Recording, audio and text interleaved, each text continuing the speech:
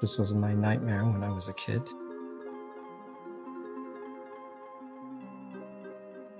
Every Saturday morning at 6 o'clock, I used to have to peel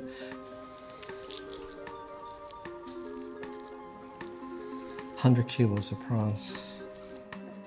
It was my nightmare.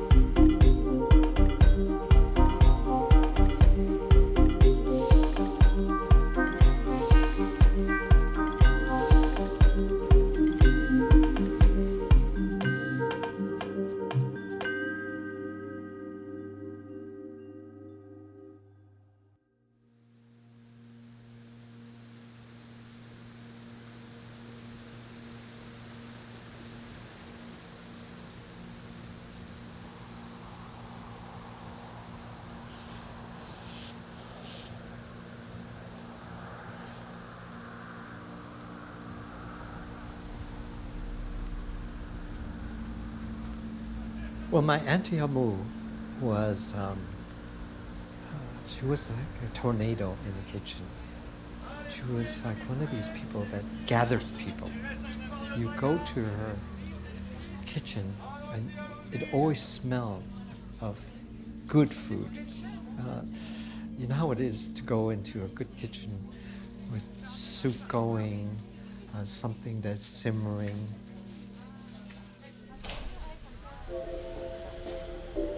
Her whole house was filled with sort of laundry lines full of hanging meats and ducks that she would use to put in her dumplings. Her whole flat would be just filled with food, things drying. You would smell things like star anise, five spice, cinnamon, all those kinds of things that would evoke a delicious childhood. It was part of her joy.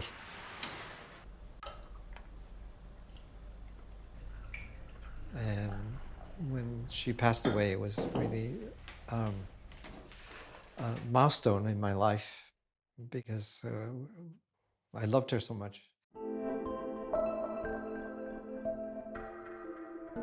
She was always encouraging me to do things, and she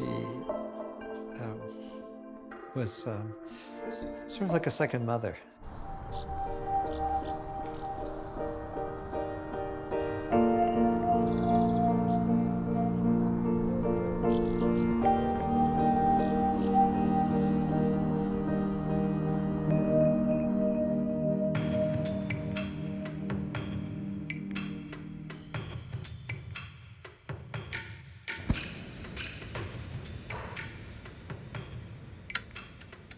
I think the priorities of making wonton soup begins with the broth.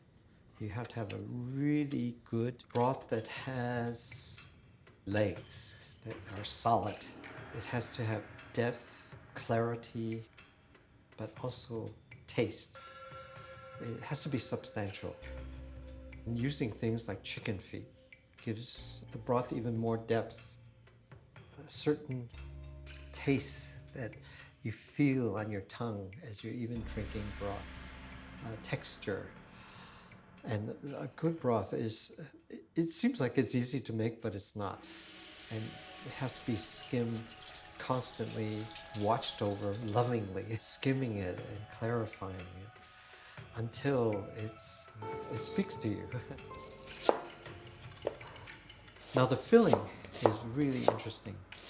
It's unusual because it's very un-Western, combining pork and prawns.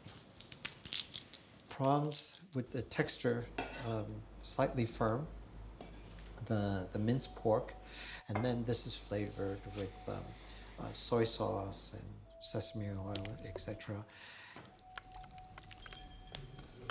And a crucial thing is egg white, because egg white lifts up the filling and makes it really light, like a savory cloud that when you eat it, you're floating.